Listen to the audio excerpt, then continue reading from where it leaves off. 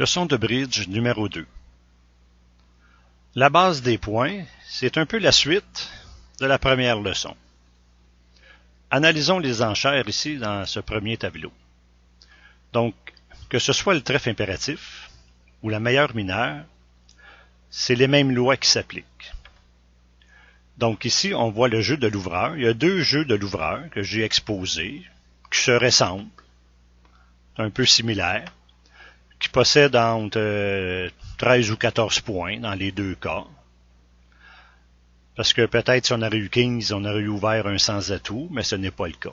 Donc on ouvre un carreau, peu importe le jeu, le premier ou le deuxième. L'ouvreur ouvre un carreau.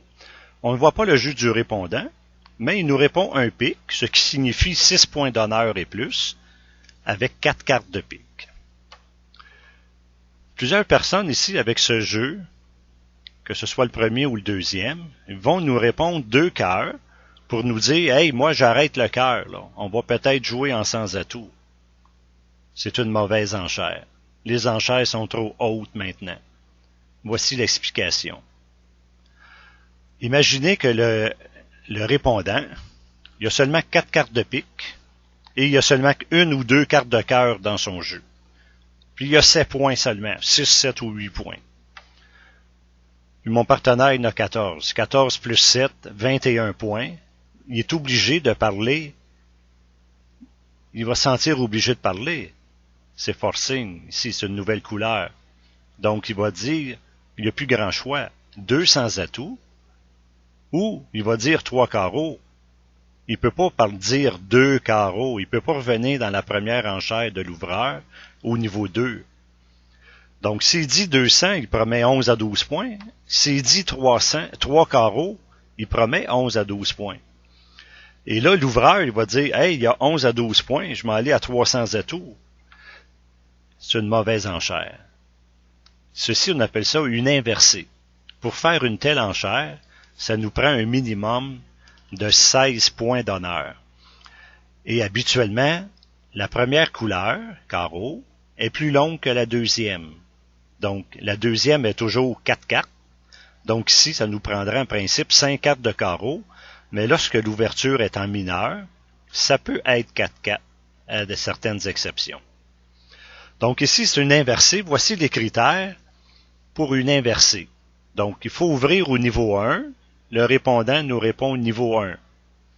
Par la suite, l'enchère de l'ouvreur, faut qu'elle suive l'enchère de notre partenaire sans saut. Hein? Donc, un pic, 2 cœurs, ce n'est pas un saut. Et le critère suivant, c'est niveau 1, niveau 2. Et notre couleur, cœur, est plus chère que la première. Hein? Cœur, c'est plus cher que carreau. Donc, en respectant ces critères-là, ce qui fait une inversée, ce qui promet un minimum de 16 points d'honneur. Voici le tableau suivant.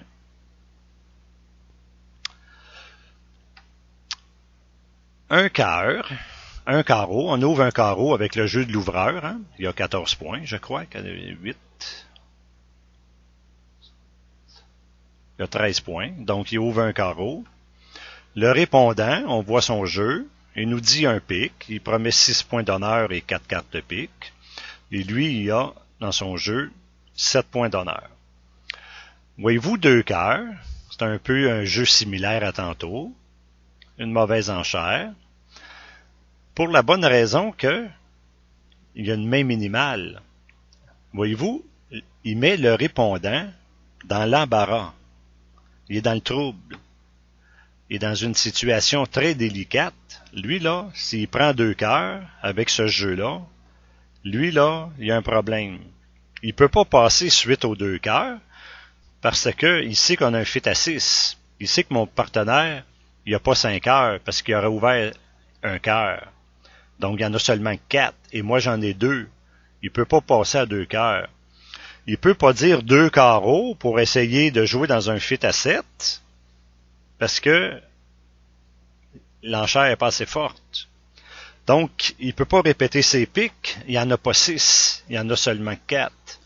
Donc, il y a 2 choix. De dire 2 sans atout, ce qui promet 11 à 12 points, ou de dire 3 carreaux, ce qui promet aussi 11 à 12 points. Donc, il est dans le trouble. Hein? Donc, la bonne enchère, ce serait 1 sans atout.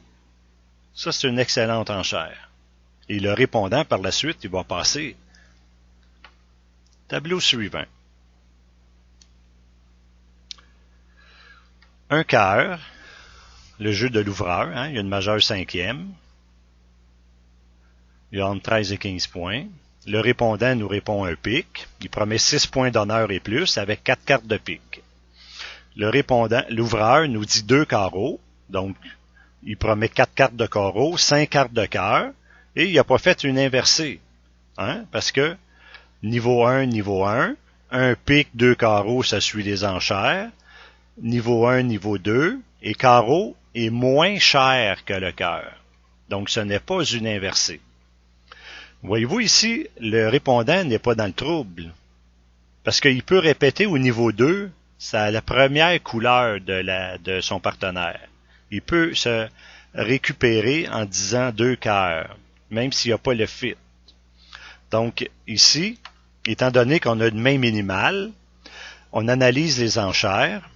Donc, le répondant a dit un cœur, donc il y en a 5. Moi, j'en ai 2. On a un fit à 7. Et si je passe, il promet 4 cartes de carreau. Moi, j'en ai 3. Ça fait un fit à 7 aussi.